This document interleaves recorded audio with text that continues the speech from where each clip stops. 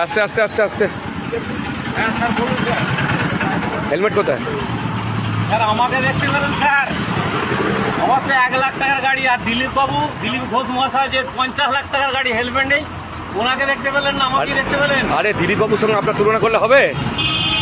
দিলীপ বাবুর সঙ্গে আপনি তুলনা করছেন কেন? দিলীপ বাবুর আইন আলাদা, আমাদের আইন আলাদা। না, আইন আইন আইনের মতোই থাকবে, ওটা বলে লাভ নেই। আপনি হেলমেটটা পরবেন, বুঝছেন? ঠিক আছে স্যার, ঠিক আছে স্যার।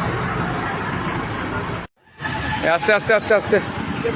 হ্যাঁ স্যার বলুন স্যার। হেলমেট কোথায়?